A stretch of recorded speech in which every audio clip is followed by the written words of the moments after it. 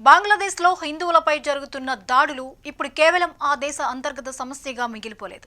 ఇది దక్షిణాసియా ప్రాంతీయ భద్రతను, మతపరమైన సామరస్యాన్ని దెబ్బతీసే ఒక పెద్ద సంక్షోభంగా మారుతోంది. బంగ్లాదేశ్లో హిందూ సోదరులను టచ్ చేస్తే నేపాల్లో ఉన్న బంగ్లాదేశీయులను తాము అలాగే చూస్తామంటూ నేపాల్ నుంచి వినిపిస్తున్న హెచ్చరికలు ఈ సమస్య ఎంత తీవ్రంగా మారిందో తెలియజేస్తుంది. ఒక దేశంలోని భావోద్వేగం మరో దేశపు సరిహద్దులను దాటే ప్రాంతీయ చర్చగా మారుతున్నాయి. అసలు బంగ్లాదేశ్లో ఏం జరుగుతోంది అనే ప్రశ్న సహజంగానే అందరి మనసుల్లో ఉత్పన్నమవుతోంది. ఇది కేవలం మత అల్లర్లేనా, లేక దీని వెనుక రాజకీయ ప్రయోజనాలు, వ్యూహాత్మక ఆలోచనలు ఉన్నాయా అనే డౌట్స్ వస్తున్నాయి. బంగ్లాదేశ్ ఒక ముస్లిం మెజారిటీ దేశం. అయితే అక్కడి హిందూ సమాజం శతాబ్దాలుగా ఆ దేశ సామాజిక, సాంస్కృతిక, ఆర్థిక రంగాల్లో కీలక పాత్ర పోషిస్తోంది. వ్యాపారం, వ్యవసాయం, కళలు, సంప్రదాయాల్లో హిందువుల పాత్రను విస్మరించలేం. అలాంటి సమాజంపై ఇటీవల కాలంలో జరుగుతున్న దాడులు తీవ్ర ఆందోళనకు గురి చేస్తున్నాయి. కొన్ని ప్రాంతాల్లో హిందూ ఆలయాలపై దాడులు జరిగాయి. విగ్రహాలను ధ్వంసం చేసిన ఘటనలు వెలుగులోకి వచ్చాయి. హిందూ కాలనీల్లో భయ వాతావరణం నెలకొంది. ముఖ్యంగా సోషల్ మీడియాలో ఫేక్ న్యూస్, వక్రీకరించిన వీడియోల ద్వారా రెచ్చగొట్టే ప్రయత్నాలు పెరిగినట్టు నివేదికలు చెబుతున్నాయి. ఇవన్నీ విడివిడిగా జరిగిన సంఘటనలు కావు, ఒకే తరహాలో జరుగుతున్నాయని భావిస్తున్నారు నిపుణులు. బంగ్లాదేశ్లో హిందువులే ఎందుకు సాఫ్ట్ టార్గెట్ అవుతున్నారనే కోణంలో పరిశీలిస్తే 3 అంశాలు కనిపిస్తున్నాయి. మొదటిది దేశీయ రాజకీయ అస్థిరత. బంగ్లాదేశ్లో ఎన్నికలు సమీపిస్తున్న కొద్దీ రాజకీయ వాతావరణం వేడెక్కుతోంది. ఇలాంటి సమయాల్లో మత ధృవీకరణ రాజకీయ ఆయుధంగా మారడం కొత్త విషయం కాదు. చరిత్రలో చూసినా ఎన్నికల ముందు అల్పసంఖ్యాక వర్గాలు తరచూ లక్ష్యాలుగా మారిన సందర్భాలున్నాయి. చిన్న చిన్న ఘటనలు మత అపమానంగా చిత్రీకరిస్తూ ప్రజలను రెచ్చగొట్టి వీధుల్లోకి దించడంలో కొన్ని అతివాద సంస్థలు కీలక పాత్ర పోషిస్తున్నాయనే ఆరోపణలు వినిపిస్తున్నాయి. ఈ తరహా ప్రచారం వేగంగా వ్యాపించడంలో సోషల్ మీడియా ప్రధాన పాత్ర పోషిస్తోంది. ఆధారాలు చూపడం కష్టమైనప్పటికీ కొన్ని ఇంటెలిజెన్స్ వర్గాల్లో పాకిస్తాన్ పాత్రపై అనుమానాలు వ్యక్తమవుతున్నాయి. దక్షిణాసియాలో హిందూ ముస్లిం ఉద్రిక్తత పెరిగితే చరిత్రపరంగా ఎవరు లాభపడతారు అనే ప్రశ్న కూడా ఇక్కడ ముందుకొస్తోంది. సోషల్ మీడియా అకౌంట్ల ట్రేసింగ్, రాడికల్ నెట్వర్క్ల కార్యకలాపాలు, ప్రాంతీయ అస్థిరతను పెంచే కథనాలు ఇవన్నీ గతంలో ఇతర ప్రాంతాల్లో కూడా కనిపించిన పాత స్క్రిప్ట్ను గుర్తు చేస్తున్నాయని కొందరు విశ్లేషకులు చెబుతున్నారు. తేడా ఏంటంటే ఈసారి వేదిక బంగ్లాదేశ్. ఇదే సమయంలో చైనా పాత్రపై కూడా చర్చ మొదలైంది. డ్రాగన్ బంగ్లాదేశ్లో పెద్ద ఎత్తున పెట్టుబడులు పెట్టింది. పోర్ట్లు, రోడ్లు, మౌలిక సదుపాయాల రంగంలో చైనా ప్రభావం స్పష్టంగా కనిపిస్తోంది. చైనాకు అవసరం పూర్తిస్థాయి స్థిరత్వం కంటే నియంత్రించగల అస్థిరత అనే వాదన కొందరు జియోపాలిటికల్ విశ్లేషకులు ముందుకు తెస్తున్నారు. మత అల్లర్లకు చైనా ప్రత్యక్షంగా సంబంధం ఉందని ఎవరూ చెప్పడం లేదు. కానీ ఈ తరహా అస్థిరత వల్ల భారత్ ప్రభావం తగ్గితే అది చైనాకు వ్యూహాత్మకంగా ఉపయోగపడుతుందనే అభిప్రాయం వినిపిస్తోంది. ఈ పరిణామాలకు ప్రపంచవ్యాప్తంగా హిందూ సమాజం స్పందించడం మరో ముఖ్యమైన అంశం. ఇది ఒక బంగ్లాదేశ్ లోపలి విషయం మాత్రమే కాదనే భావన బలపడుతోంది. నేపాల్లో హిందూ సంఘాలు వీధుల్లోకి వచ్చి నిరసనలు చేపట్టాయి. బంగ్లాదేశ్లోని హిందువులకు సంఘీభావం తెలుపుతూ నినాదాలు వినిపించాయి. భారత్ కూడా అధికారికంగా స్పందించింది.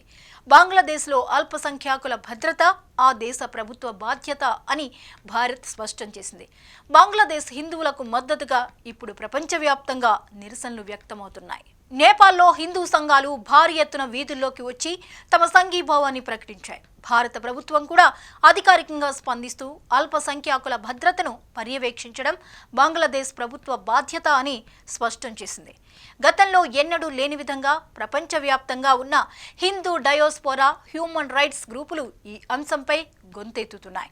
సరిహద్దులతో సంబంధం లేకుండా హిందువులంతా ఏకం కావాలనే సరికొత్త భావన ఇప్పుడు బలంగా వినిపిస్తోంది.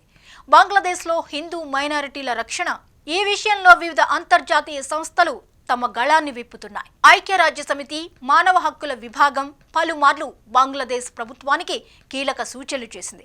ఏ దేశంలోనైనా మైనారిటీల ప్రాణ ఆస్తి రక్షణ ఆ దేశ ప్రాథమిక బాధ్యత అని ఐక్యరాజ్య సమితి స్పష్టం చేసింది. ముఖ్యంగా మతపరమైన ఉద్రిక్తతలు చోటు చేసుకున్నప్పుడు ప్రభుత్వం నిష్పక్షపాతంగా దర్యాప్తు జరిపించాలని, దోషులను కఠినంగా శిక్షించాలని డిమాండ్ చేసింది. ఈ దాడుల వల్ల పెద్ద ఎత్తున హిందువులు పొరుగు దేశాలకు వలస వెళ్లే ప్రమాదం ఉందని, అది మానవతా సంక్షోభానికి దారితీస్తుందని హెచ్చరించింది. అమెరికా స్టేట్ డిపార్ట్మెంట్ తన వార్షిక అంతర్జాతీయ మత స్వేచ్ఛ నివేదికలో బంగ్లాదేశ్లోని పరిస్థితులను ప్రస్తావించింది. మతపరమైన మైనారిటీల పట్ల జరుగుతున్న వివక్షను అమెరికా తీవ్రంగా పరిగణించింది. అటు యూరోపియన్ యూనియన్ కూడా బంగ్లాదేశ్తో ఉన్న వాణిజ్య సంబంధాలను ప్రస్తావిస్తూనే మానవ హక్కుల ఉల్లంఘనలు జరిగితే అది రెండు దేశాల మధ్య సంబంధాలపై ప్రభావం చూపుతుందని పరోక్షంగా హెచ్చరించింది.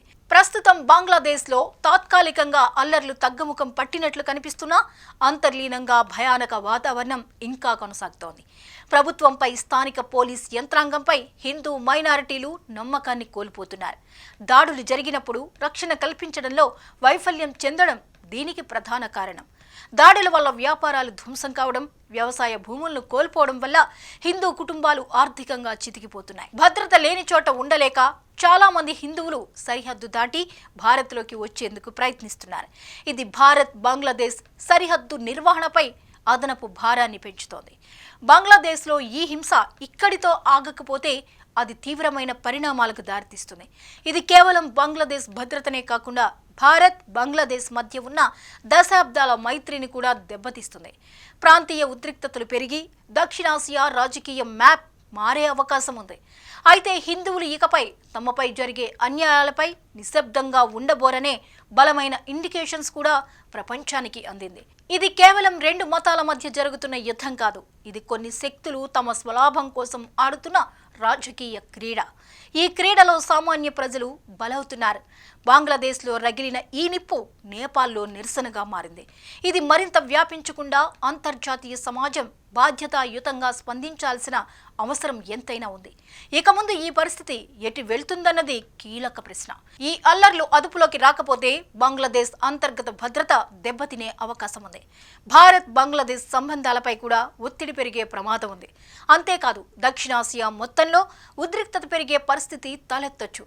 రేపు అది దక్షిణాసియా రాజకీయ పటాన్నే మార్చే స్థాయికి వెళ్లే అవకాశం ఉందా అనే ప్రశ్న ఇప్పుడు అందరి ముందు నిలిచింది. ఇది అక్కడితో ఆగుతుందా లేక ఇంకెక్కడైనా చెలరేగుతుందా? ఈ ప్రశ్నలకు ఇప్పుడే సమాధానం చెప్పడం కష్టం. కాలమే దీనికి స్పష్టమైన జవాబు చెప్పాలి.